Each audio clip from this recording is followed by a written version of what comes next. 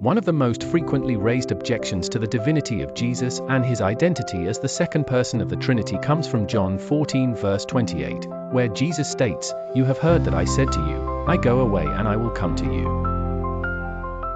If you loved me, you would have rejoiced, because I go to the Father, for the Father is greater than I." At first glance, this passage seems to suggest that the Father is superior to the Son, leading some to question the co-equality of the Father, Son, and Holy Spirit as professed in Trinitarian doctrine. However, this interpretation misunderstands the theological context of the statement. To clarify, we must explore the biblical, historical, and doctrinal underpinnings that reconcile Jesus' divinity with his words in this passage. The context of Jesus' statement in John 14, Jesus is preparing his disciples for his impending departure, his death, resurrection, and ascension to the Father. He comforts them, explaining that his departure is necessary for the fulfillment of God's redemptive plan, John 14 verses 1 to 3. The key phrase, "The Father is greater than I," must be understood within the broader theological framework of Jesus' dual nature as both fully God and fully man.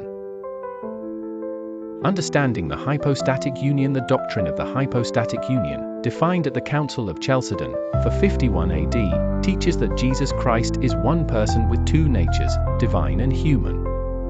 As the eternal Son of God, Jesus is consubstantial, of the same substance, with the Father. Jesus is fully equal in his divine nature, John 1 verse 1, the Word was God. However, in his incarnation, Jesus also took on human nature, humbling himself, Philippians 2 verses 6 to 8. This duality is crucial to understanding Jesus' statement in John 14 verse 28. The phrase, "The Father is greater than I," refers to his human nature, not his divine essence. As man, Jesus subjected himself to the limitations of humanity. He grew tired, experienced hunger, and ultimately suffered death.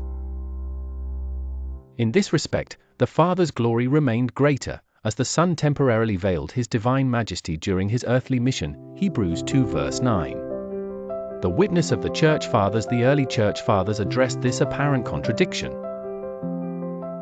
St. Augustine explained that this statement must be understood in light of Jesus' humanity. The Father is greater than I, not in respect to the form of God, his divinity, but in respect to the form of a servant, his humanity. St. Thomas Aquinas, writing centuries later, elaborated further, "The Son does not go to the Father insofar as he is the Son of God, for he was always with the Father from eternity. Rather, he goes to the Father in his human nature." Thus, when he says, "The Father is greater than I," it is in respect to his humanity, not his divinity. The Council of Chalcedon reinforced this understanding, declaring that Jesus Christ is perfect in Godhead and perfect in manhood, truly God and truly man. Biblical support for Jesus' divinity. The Gospel of John, from which the disputed verse originates, repeatedly affirms Jesus' divinity, John 1 verses 1 to 3, "In the beginning was the Word, and the Word was with God, and the Word was God." This foundational verse establishes Jesus as eternal and co-equal with the Father. John 8 verse 58, "Truly, truly, I say to you, before Abraham was, I am." Here, Jesus identifies himself with the divine name revealed to Moses in Exodus 3 verse 14, directly claiming divinity. John 10 verse 30, "I and the Father are one." Jesus explicitly states his unity with the Father in essence and nature.